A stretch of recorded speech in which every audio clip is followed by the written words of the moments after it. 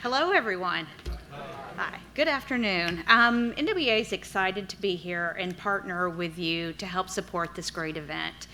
Many of you may not know that NWA is a nonprofit that was founded by educators over 40 years ago. And our mission's pretty simple, it's just to help all children learn.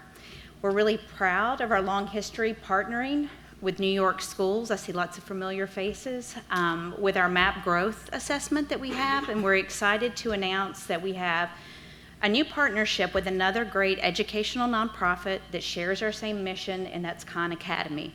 So if you get a chance to come by, even just to say hello at our booth, we'd love to see you and talk about what's going on in your district.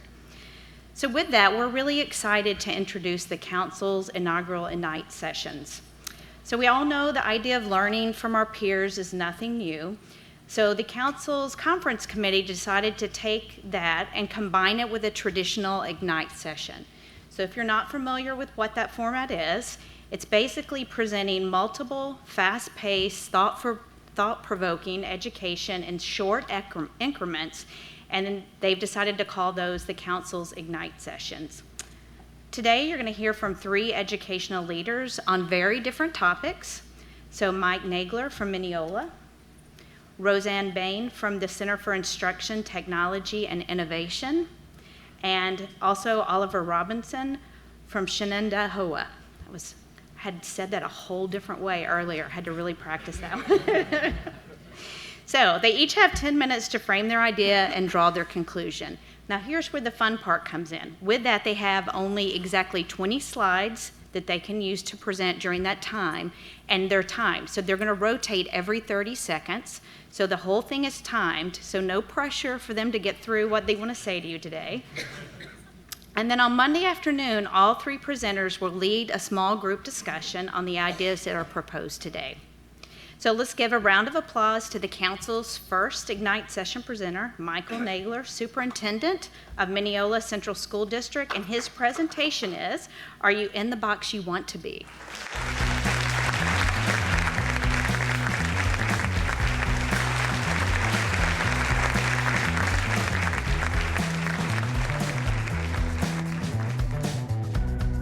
All right. Think out of the box. We hear it all the time.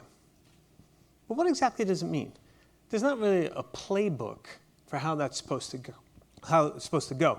Because if there were, that would be cheating. So how are we supposed to frame this? A loose definition is think in an original or creative way. But what are we supposed to be creative about? I really do love the new layout of my school calendar, but I don't think that's what it means. We're not graphic artists, we're school leaders. So we have this creativity, and that combines with innovation. So maybe that fuels each other for a better thought. Many of you have seen this chart. It tries to quantify how many of us actually think out of the box, or how many of us wait for the box to change, even when the tipping point is early on. And we do so many things, exactly which box are we supposed to think out of? There's so many. We have an original thought for each, or they all come together in one big box called education. And I think that all depends on what kind of leaders we are.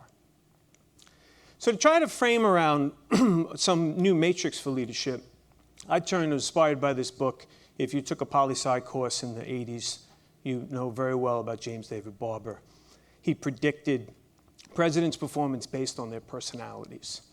And he did this using 2 baselines, which I think are very appropriate for education leaders as well. And the first baseline speaks to active and passive. And that typically is not whether you're visible or sit behind your desk. It really is about, do you lead or do you follow? And yes, that's not an oxymoron. Many leaders do follow. And then the second baseline is positive and negative. That's kind of self-explanatory. But basically, do you love what you do, or is it a job? And when you put those together, you get this quadrant of different types of leaders that we all fall into. Let's take a look at passive negative. Now, passive negative are leaders that don't feel they have the power or the authority to make change. I like to refer to them as complain and comply. You know the type I'm talking about. Things can't get done because of all other stuff. Tax cap, unfunded mandate, state ed. All these things happen at the end of the day. They check boxes and go home. The next group are the passive positives. Now this is an interesting group because they basically lead high-performing school districts. And their mantra is kind of, if it ain't broke, don't fix it. And why should they? Constituents love it. Everything's going well. There's really no reason to change. And on this graph, they fall in at the tail end of innovation. The question is, what's the value added in those districts? The active negatives, now this is an interesting group. Reactionary, progressive, but haphazard. I like to call them the rebels without a cause. And the real motivation with this group is why? Are they trying to keep up with the Joneses? Or are they tilting at windmills? And they often get blinded by their own quest for personal satisfaction, not the greater good. And our last group are the active positives. These are the system thinkers. They are obsessed with building foundations that accentuate change. And I love this graphic because it really shows how they're not thinking about today or tomorrow. They're thinking about where the world the kindergarten students are going to go into. And I call them the systematic futurists. Now, all four of these quadrants come together, and we're all in one. Or if you will, they are the boxes we think out of. But how do we think out of the box also has to deal with the world our kids are growing into. And I have some news for you. We're in a revolution.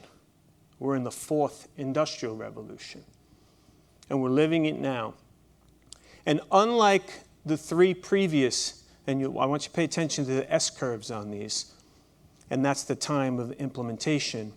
We're at the precipice of computing and digital age, and this S-curve is almost a vertical line. And that absolutely changes our world of work. And we need to be concerned about this for what the future our kids are going into. There's this notion of creative destruction in previous industrial revolutions where the number of jobs destroyed is equal to the number of jobs created. So there's always a wash, and we need to re-educate the people in between or enhance. And those percentages are kind of the previous three. But there's a great concern that in our fourth industrial revolution, this will not occur. Artificial intelligence, robotics, automation, all could end up with numbers like this. So how do we prepare kids for this? We need some kind of way to deal with this. And when work changes, the economy changes. So here's some examples of what's known as the gig economy, where work is freelance. It's short-term contracts. It's like a musician going to a gig. It's not the career base that we're all used to. And it's scary. So I think we need some kind of framework for how to figure out what we're supposed to do as educational leaders. If you're in for a quick, if you like this kind of stuff, this book is a great little book. And they frame the definition of a system of intelligence, where it combines hardware, software, data, and human input. And we look at those four things, and we have to ask ourselves, what do they have in common that we can implement in our schools? And I think the common denominator is a computational thinking, which is a fancy word to talk about how kids problem solve. Computer science, which is involved in everything in the future. We speak about what, accentuate what computers can't do, and ask your teachers how many of them give homework that a computer can't do. And then, of course, the 4 C's, which has been around for a while, but we don't really know how to embed that into the work we do. So I'm going to offer you 5 different ways that we've been working in Mineola on it. And the first one is curriculum. Stop teaching facts. Kids have phones, and they use them.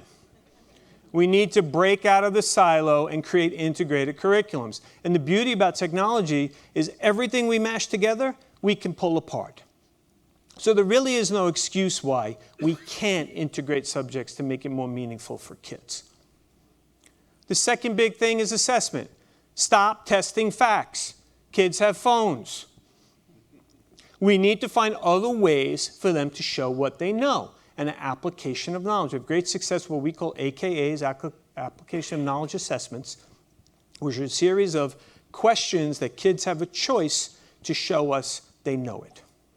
We also have badge books that have become very popular in our younger grades to demonstrate how they've mastered the standards.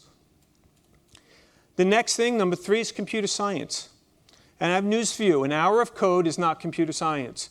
A computer club is not that. We need an integrated curriculum, pre-K to 12, embedding computer science. And even more than that, there's a big plus. We need maker spaces. We need to teach kids to tinker. They can't do design theory and computational thinking without it. They need to iterate, make mistakes, prototype, test them, go do it all over again. Flexible spaces. After high school, the next time you will sit in rows is when they bury you in the cemetery. We can't afford collaboration and communication without flexible spaces for kids in order to do that. It's just silly. And number 5 would be instilling a growth mindset. And to me, timing was off. To me, the growth mindset piece is not about teaching kids not yet or making mistakes. It's about neuroplasticity, brain malleability. It's about teaching kids what a neuron is and how they can grow neurons through making mistakes. And we're doing it now with 4- and 5-year-olds, and it's the greatest lessons I've witnessed this year so far. So those are 5 things to think about. But go back, I want you to reflect now. I want you to reflect and say, well, what box are you in? And is that the box I want to be in? But more importantly, am I ready for the revolution? Thank you very much.